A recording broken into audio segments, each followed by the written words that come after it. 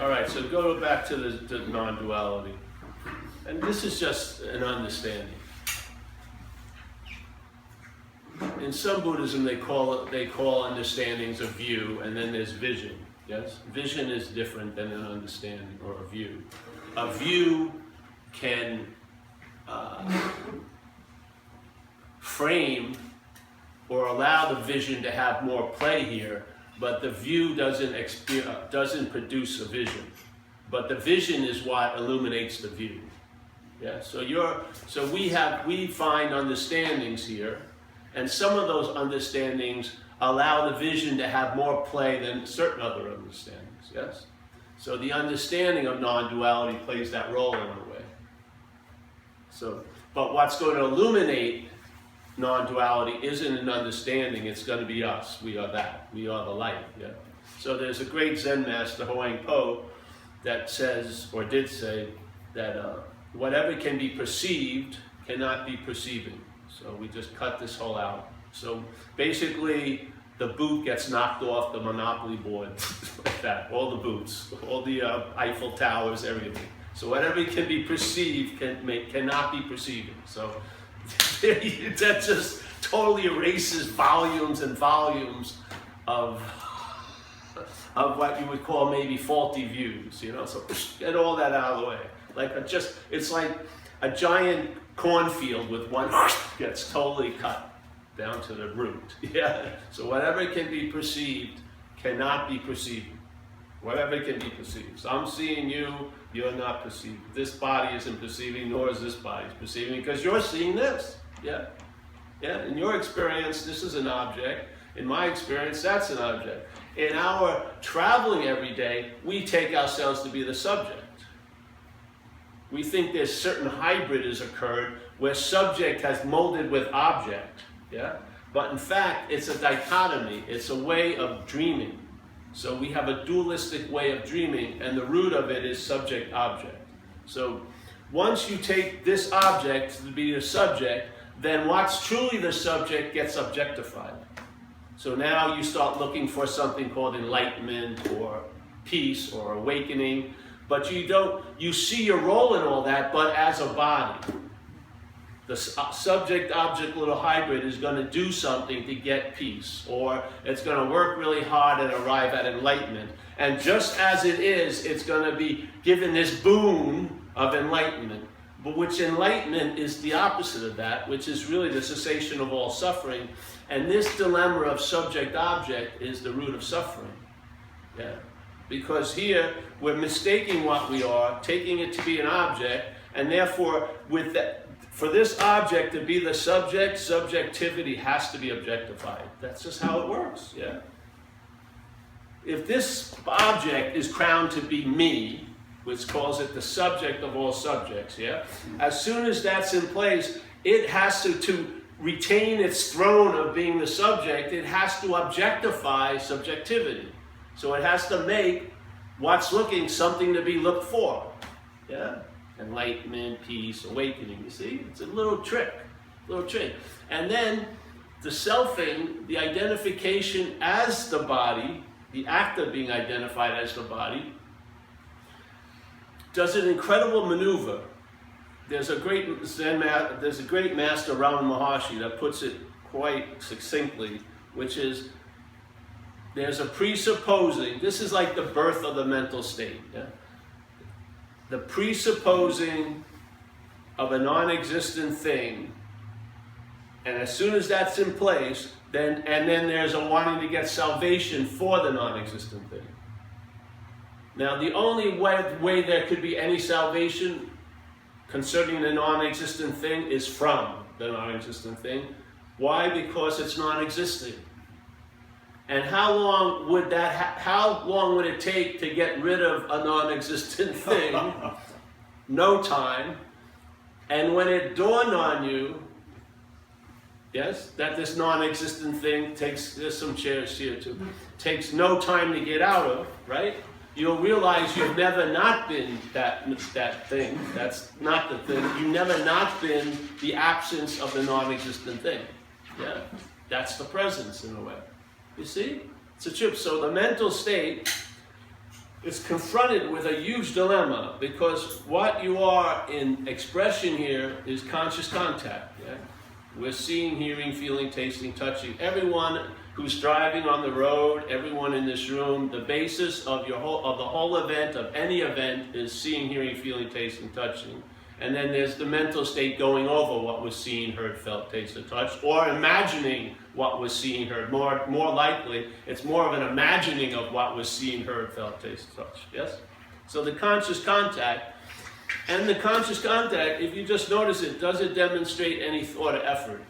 Are you really working to see today? Yeah. You could maybe did your little stretches in the morning, a little yoga, this and that, but you didn't go to a seeing class. I'm getting relaxed. I'm seeing better. Show me a picture of it. Now I'm seeing. No, it's a condition. It's a prior condition to conditions. Yeah, it's the baseline. It's the baseline. You're not the experiencer. Conscious contact is the experiencer. The mental state comes after the conscious contact. And so the conscious contact, I humbly share with you that it has never demonstrated any thought or effort, ever.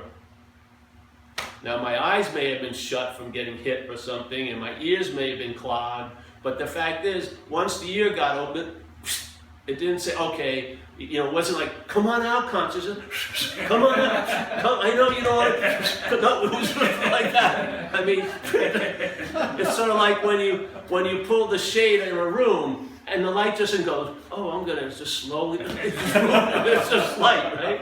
It's like, whoa, how fast was that? It's not like lights like the Blob in that movie, an inch, and there's darkness, no, it's like,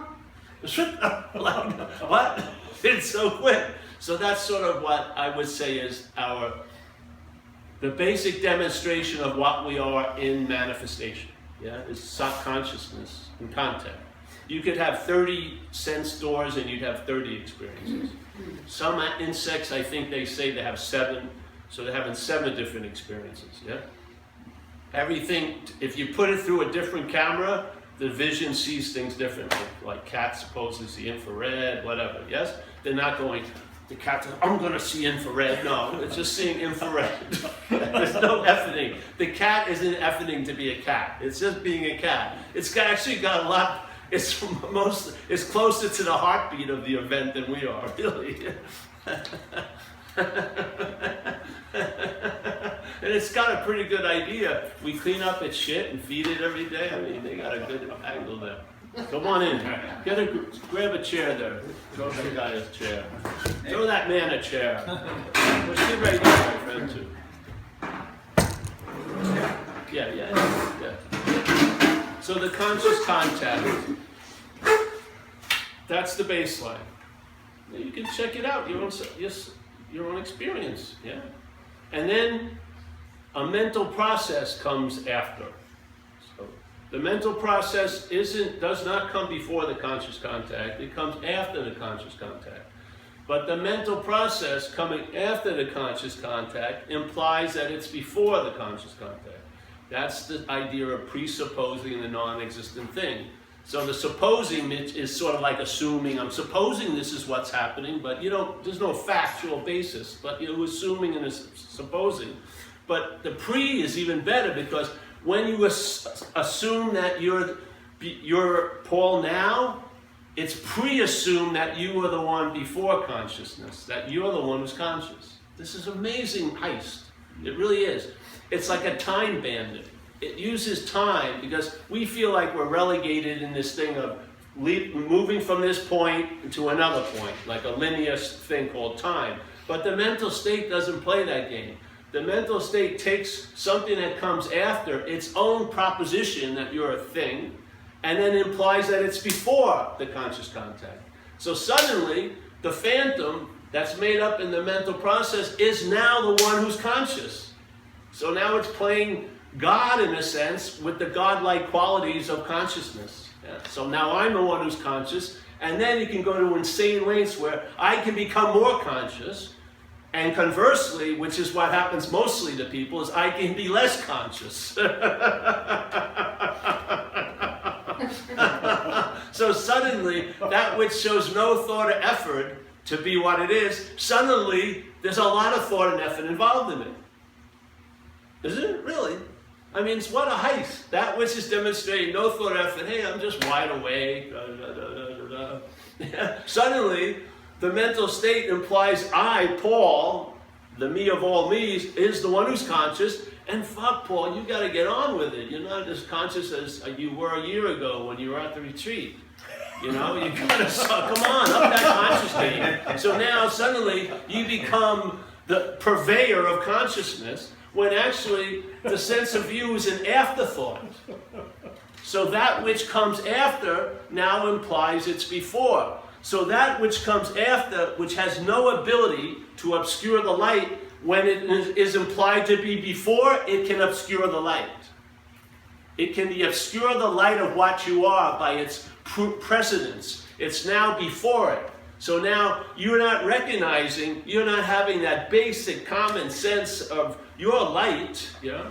You're awake, and now it's like that thing is going to now run the show about how much light or not light you're going to get. Because that which came after, which cannot obscure the light, if it is seen to be before, it can seemingly obscure the light.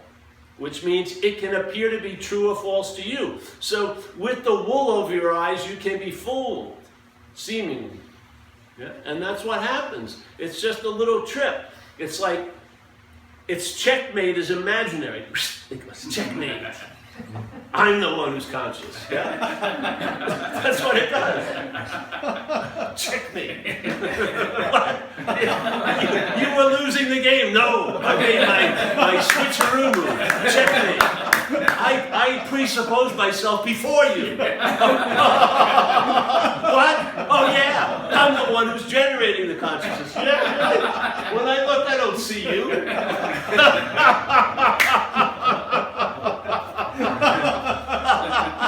And then that's in place, and then it just riffs. It's just riffing. It knows it's a bogus, it knows it's a fraud, that's why it's in such anxiety. But it's going to ride the horse you give it all day. It's going to brand it, buy a fucking saddle with your initials in it. You're going to be, everything is going to come under its proprietary brand. Yes, I did this, I did that, I saw this, I heard that, It's claiming the shit out of everything. It's like if you walked into Walmart and you claimed everything all at once. Like on Black Friday. You had the one ace that beat all the fucking rabbit chocolates. No, I claim everything! Get your hands off of that TV, it's mine! That's mine! Literally, that's what it's like. It's insane. You can see it. That which comes after has no influence on that which comes before, unless it's held to be before that which comes before. Then it seems to have huge fucking influence. Yeah? It's a little switcheroo. And we're marching in the idea that we think is time, which is this present moment, with this giant tsunami of the past, with fucking a lot of shit rising over us all day, which causes us to keep looking for a better moment in our future. So we're like, all day.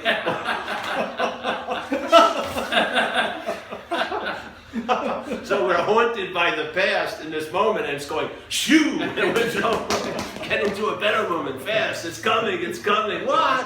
The past! It's coming! That should be a good horror movie. The past! Just have everyone play it out in everyone's own head. Just sit there. Nothing's happening in the movie. Exactly. That's the true horror of the past. Nothing actually is happening. Oh! What is he reacting to? What's not happening? That was the scariest film I ever saw. The past. If you're not going to be compelled to work towards the future, just bring some fucking past on the past. The past. So it has this idea of time that we seem to be on, but it doesn't play by that game. Its whole basis is, it's a conjecture, an idea that it comes up after the fact, and that it suddenly becomes implied to be before all facts. That's it. That's really the rub.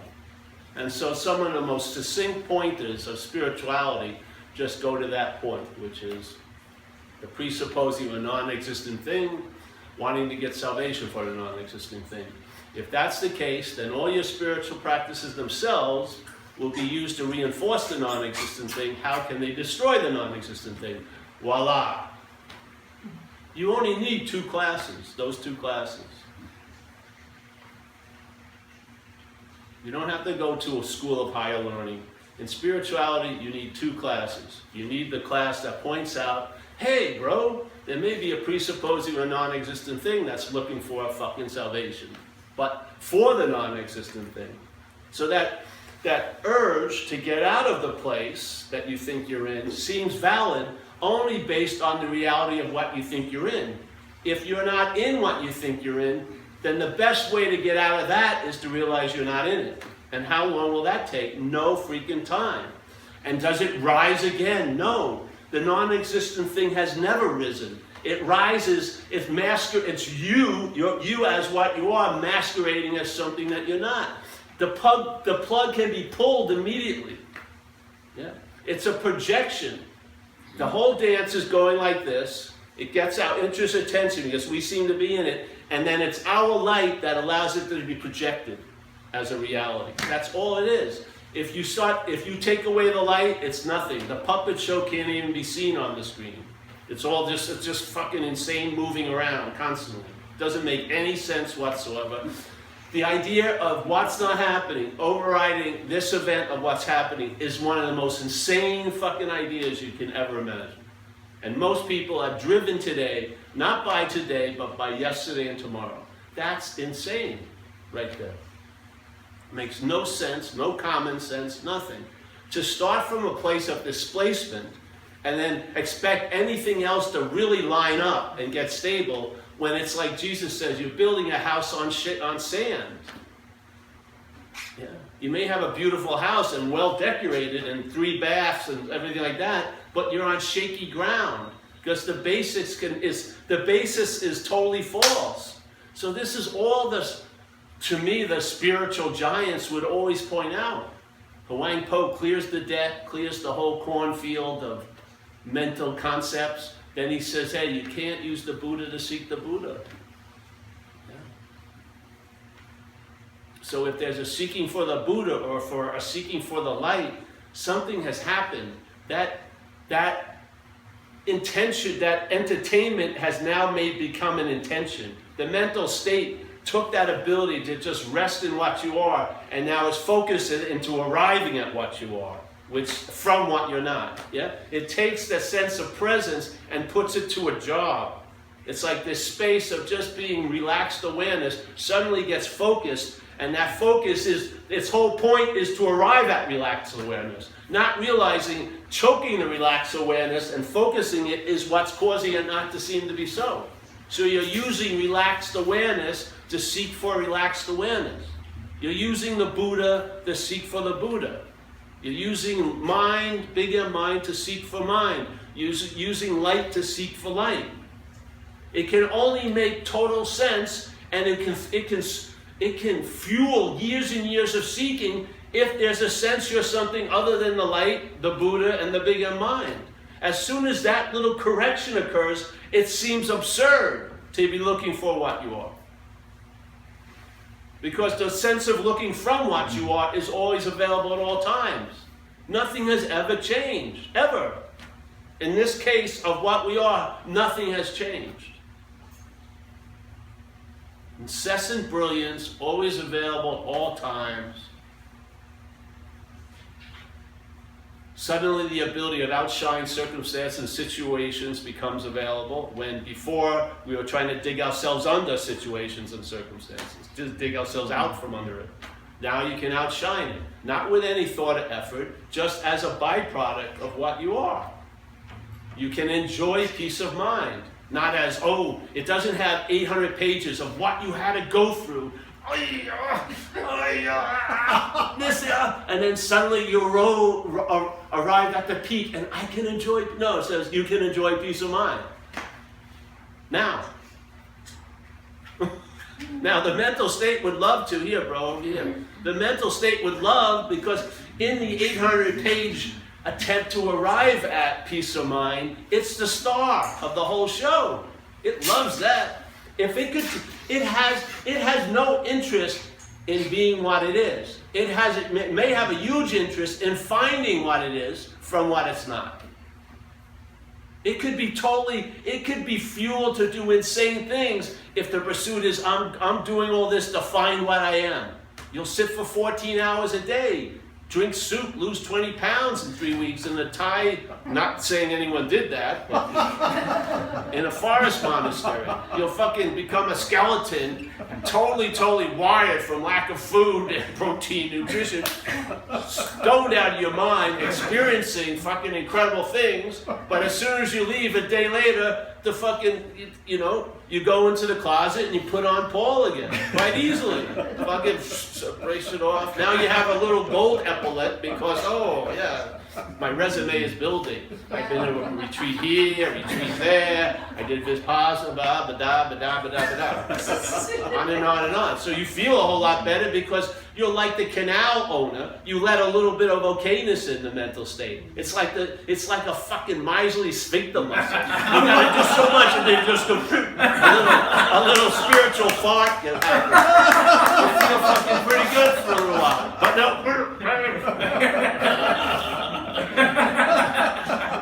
Baby, please. Oh, it feels so good.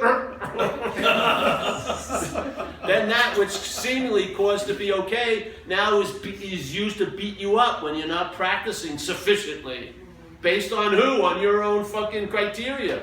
Your head's playing God. I see people, meditation's great, but meditation, when the mental state gets it, can use it. And if you miss your meditation in the morning, your whole fucking week is blown. I mean, you got to go home at lunch and say, gotta make up for that, I missed that. Who set up the bars? You did. You set up the whole race and the obstacle course. You're in complete cahoots. But in a way it sits there like a mental accountant and it checks if you accrued enough value from its point of view. Okay, you've done it fucking enough. Yeah, you can watch that movie. All right? Oh, fuck, I can have ice cream. Oh, no, then it changes the rules tomorrow. You fucking ate ice cream. You gave me permission to eat ice cream. No, you shouldn't have eaten ice cream. It blows up your sinuses. Oh, fuck. How am I doing? Not well. Don't have a job. You're old. You don't have any money. You have no future. You're basically fucked. Well, thanks, old wise one. You got a lot of catching up to do, Paul. You've been sitting on your laurels for too long. Your spiritual muscles are flabby. You got to get in there. You've been riding this wave. All that effort produced. That was 20 years ago. You got to fucking paddle again. Go. So my humble feeling, really, if you can see that, because a lot of times you go to beautiful meetings and they describe what we are beautifully, but it doesn't matter how apt the description is. What matters is what hears it. What hears the message. And I'm telling you, the mental state is like the 1,000-armed Indra, and they all have mitts. And they catch every fucking message. So you hear that you're a lion, and you are a lion, but there's the identification as a sheep, and that message, you're a lion, turns into, I can become like a lion. Very, very, very, very fast. Extremely fast. To the point where you'll want to try to be a non-self as a self. So if you catch the heist, you don't need to hear about what you are. You'll find out about what you are. What you need to hear is about what you're not, so you can recognize it from what you are. Yeah? This message is not to anybody in this room. I saw the fallacy of all that before, a long time ago. This message is always thrown over your head. I'm not talking to you about Big M mind. I'm talking to Big M mind about you. Because that's the only value that can be. You've heard so much fucking shit. What you need is let mind hear it and then see what happens. It gets just a little and it makes a huge amount out of it. Yeah? So when the mind recognizes, hey, I may not be that which I've been taking myself to be, that can change things. But when you may not be that which you're thinking you are to be, there's still the you that thinks it's the one. Yes? Yeah. So this is just a way of, and it's never to me it became the last answer, you know. I had no idea that when I went to that day in Berkeley, it was going to set off sets of circumstances that brought me fortune, which I've never felt I deserved. And that which I heard was another answer has become the last answer. I haven't looked for any other since then. And basically, all it demands is entertaining it. So you lose interest in that which you're not, and you gain interest in that which you are, and you entertain it. Yeah. And it's always available at all times. And it's an incredible, it's like, you know how we can make so much shit out of nothing? We have incredible power. Right now, we are miracle workers, every one of us. A lot of us have brought an imaginary day into today, last week, or we're sitting here bringing in imaginary days called next week here. And we're actually producing effects from what's not happening on ourselves right now, on this apparatus. That's a power, an incredible power, that we can make shit out of nothing. I mean, really.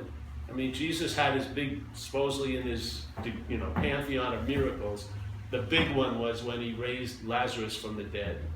But Lazarus at least had been alive at one time. We're making shit out of nothing all day. A much more incredible miracle than raising something. We're raising shit out of nothing. I mean, Lazarus was alive once, so just how we're making shit out of nothing all day. And we're allowing it because it's about us, that love and cherishing of what we're not. We're allowing it to have total sway on the navigation of today. It's just mind-boggling to me.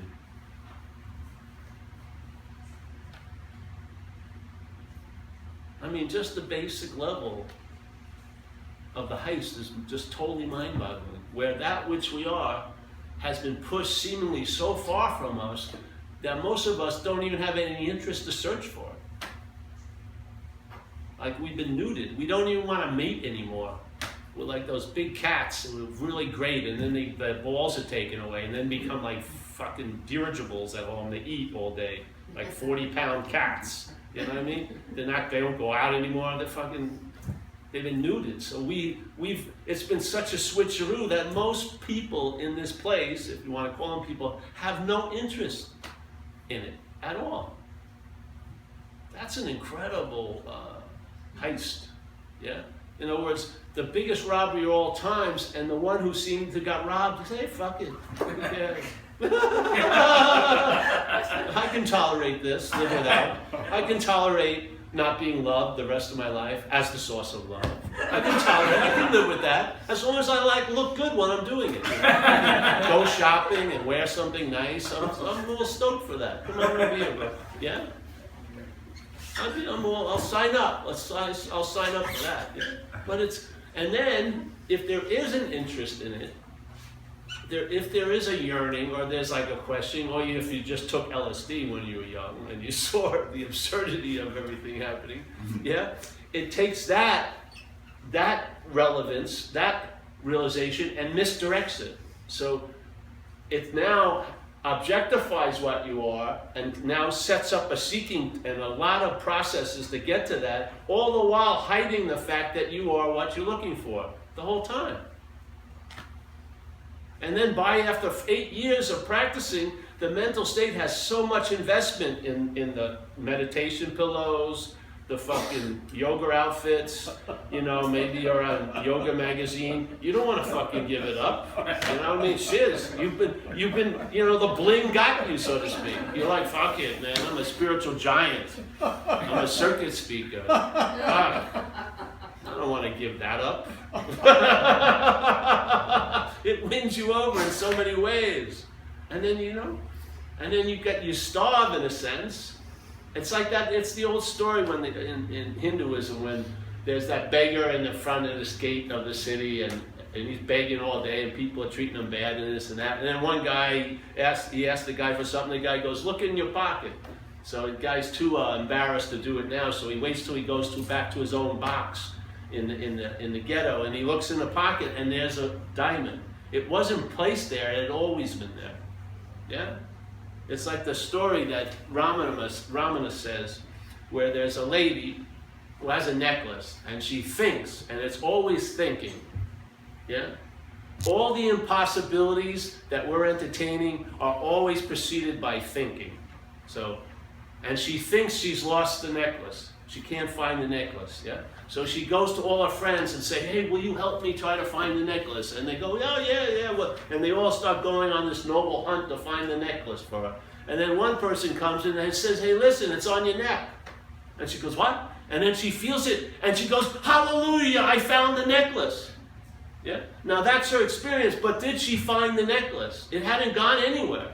It had always been on there. But the funny thing is, when she believed it was gone, and then she believed she found it, when she believed she lost it, she was miserable, and now she's happy, though it had always been there. Yeah, it's such a weird thing. Her belief that was gone was more than enough to produce an effect of misery, even though it wasn't God. Gone. That's the power we are. We can seemingly forget what we are sufficiently to make it through 80 years, maybe 90 years of this thing called time. We cannot forget it because it's never gone. How can you forget what's always here? No, and also, how can you remember what's always here? It would have to not be here to remember it. It's so far beyond any distance the mental state likes to put in it. You're right here, right now. Boom, like that.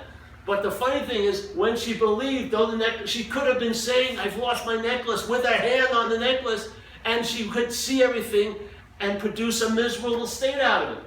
And then once, "Oh, someone pointed out to me, I'm happy as hell from now on," but you always don't see the insanity of that?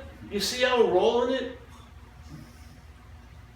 We can override here what's so by what's seemingly so.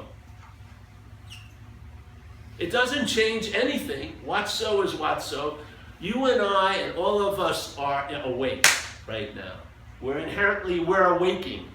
We're seeing, hearing, feeling, tasting, touching. There is no arm of vision that's sticking out. It's not a thing. Yes, there's some demonstration of what we are, not a thing that's engaged. See, and with no effort or thought. So basically, we're all awake.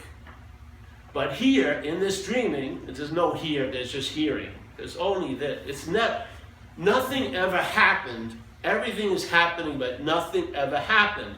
Nothing has ever come to pass. There's just passing, constantly. We're reality. Yeah? We're the reality.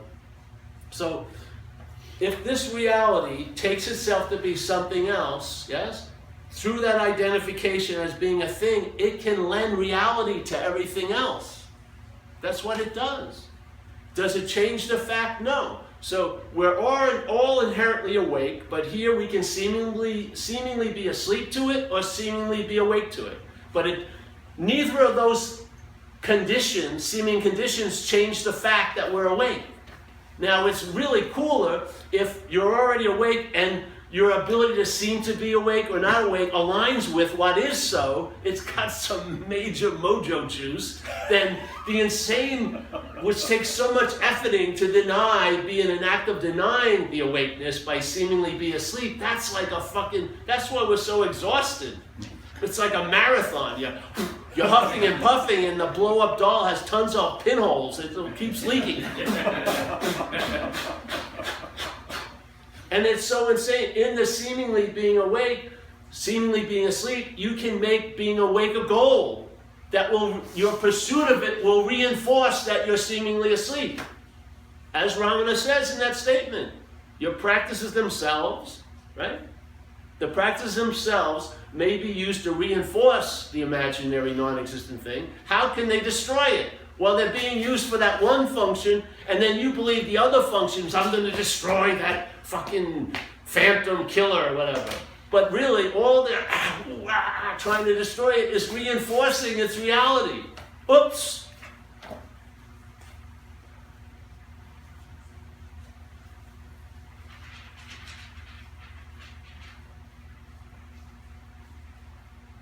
And there you have it. Now you can sense it. That fucking brilliant pause.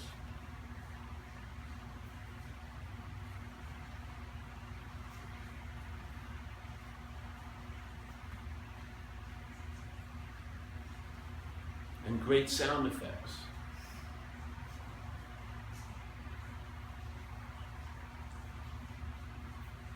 All right, well that's it. Stop. Yeah, no, keep it on. Any questions? Yeah, I may say something brilliant afterwards. You already said you don't like questions afterwards. I don't know.